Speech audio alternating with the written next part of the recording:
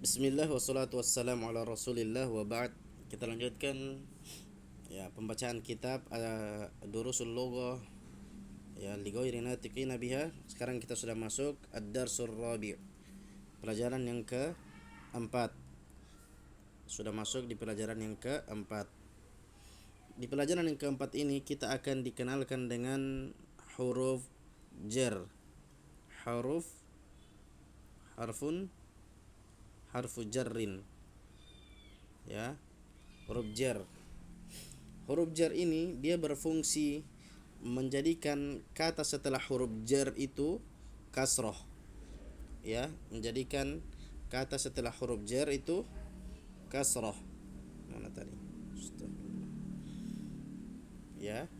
Nah, langsung saja kita langsung lihat seperti ini. Al baitu sebuah itu rumah itu. Al baitu rumah itu. Ingat kalau sudah kemasukan al itu berarti itu namanya sudah ma'rifah ya, dan dia tidak bisa lagi ditanwin, tidak bisa al baitun. Al baitu kemudian dia masuk padanya huruf jar. Ini diantara huruf jar, nanti akan disebutkan ada beberapa huruf jar. Fi fi itu namanya huruf jar, artinya di atau di dalam ya, biasa diterjemahkan di dalam. Fil baiti ya, al baiti yang tadinya dia berharokat dhammah, ketika dia kemasukan fi maka harokatnya berubah menjadi kasroh. Fil baiti, fil baiti, di dalam rumah. Al maktabu meja, asalnya adalah dhammah, kemudian kemasukan ala ini juga di antara huruf jar, artinya di atas. Alal maktabi, asalnya maktabu, kemudian kemasukan huruf jar ala jadi alal maktabi di kasrah. Al masjidu masjid itu. Fil masjidi jadi ya, fil masjidi di dalam masjid. As sariru ranjang itu, ranjang ini. Alas sariri ya, kemasukan huruf jar yang tadinya dia dhammah menjadi kasrah. Taib. Aina Muhammadun, di mana Muhammad? Jawabannya huwa, dia. Huwa itu dia, artinya dia. Dia itu maksudnya adalah si Muhammad yang ditanya. Huwa, nanti juga dihafalkan ya, domir. Huwa fil gurfati, dia. Nah, kenapa kita tahu, kenapa kita baca gurfati? Karena sebelumnya ada itu, ada huruf jar fi ya, fi. Huwa fil gurfati, dia di dalam ruangan gurfah. Wa aina yasirun, dan di mana si Yasir?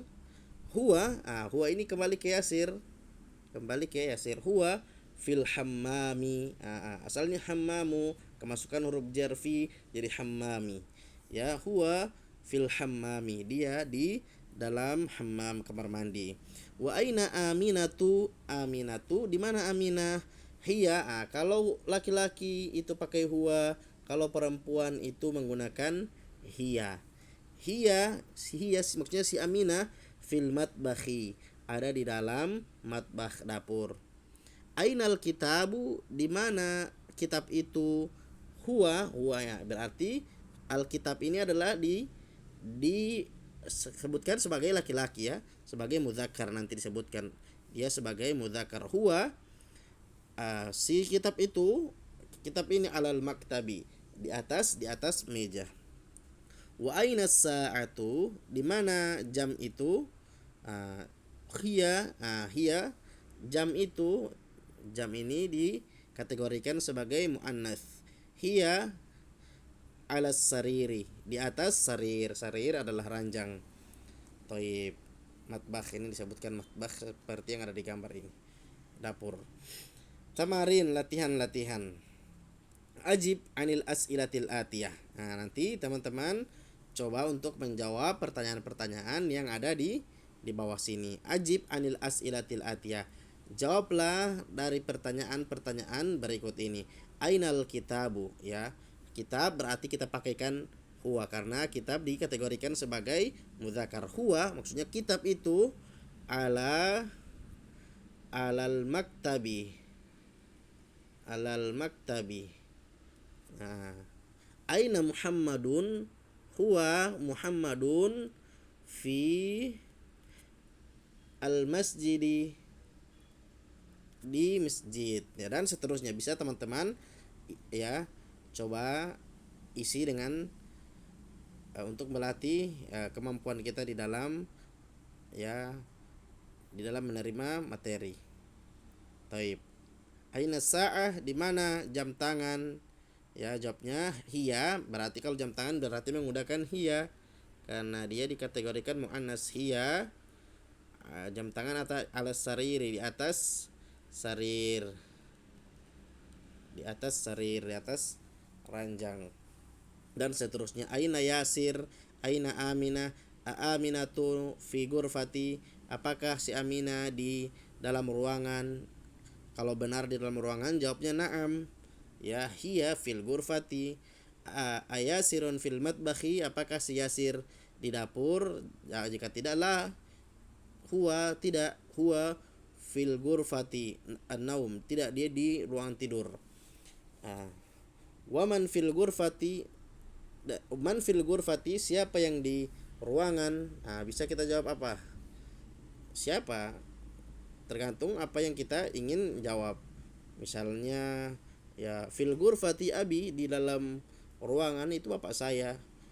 Wa man fil hammam, dan siapa yang di dalam kamar mandi. Madza 'alal maktabi, apa yang di atas meja. Madza 'alas sariri, apa yang di atas ranjang, ya. Nanti bisa teman-teman isi sendiri. Iqra waktu ma'adobti awakhiril kalimat, ya, bacalah dan tulislah bersamaan dengan dawabit dari akhir setiap kata. Ya, ini al madrasatu. Kenapa dia tidak ditanwin al madrasatun? Nggak bisa ya, karena itu ada huruf alif lam sebelumnya yang menjadikan kata tersebut sudah tidak bisa lagi untuk ditanwin. Fil madrasati. Kenapa kita baca fil madrasati? Karena dia didahului oleh huruf jar. Huruf jar yang kita pelajari sudah 2 ya. Nanti ada beberapa huruf jar, fi dan ala. Fi artinya di atau di dalam, ala artinya di atas. Fil baiti. Kenapa fil baiti ada huruf jar? Al baitu. Kenapa dia tidak dijer? Karena asal dari setiap kata, perlu diperhatikan, asal dari setiap kata dia adalah dhammah, ya. Setiap kata asalnya itu harokatnya dhammah. Ini harus kita perhatikan baik-baik.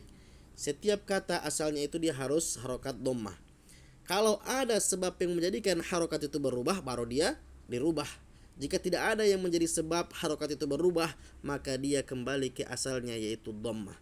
Al-baitu, tidak ada yang menjadikan sebab dia berubah harokat, seperti huruf jar fi. Ya, paham?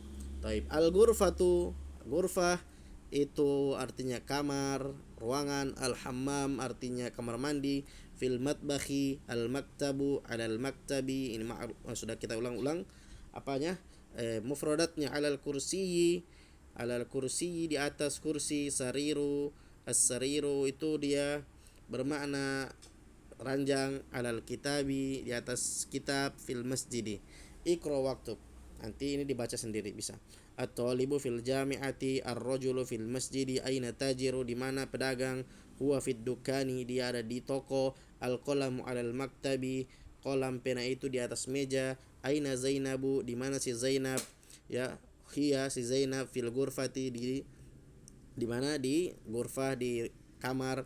Ainal waraku, di mana waraku, kertas. Huwa 'alal maktabi, dia di atas meja. Ainal mudarrisu, di mana seorang guru.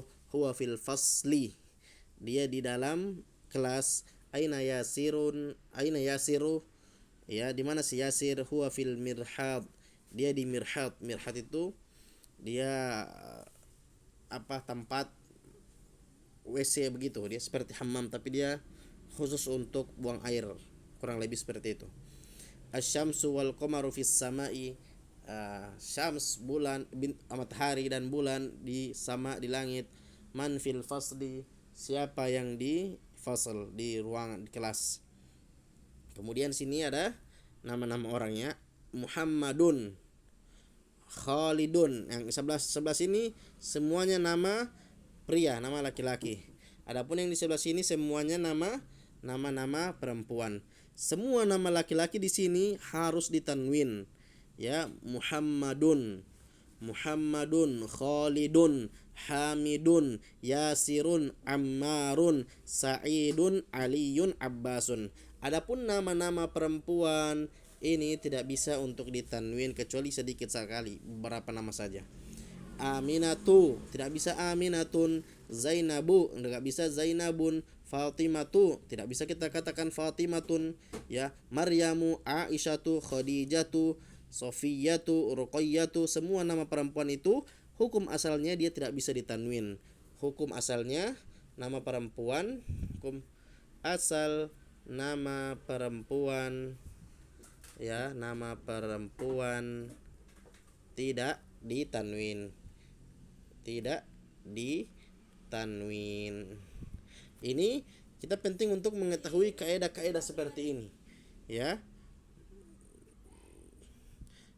Jadi perlu untuk kita perhatikan. Toib. Mungkin sampai di sini, kita akan lanjutkan pada pertemuan yang berikutnya.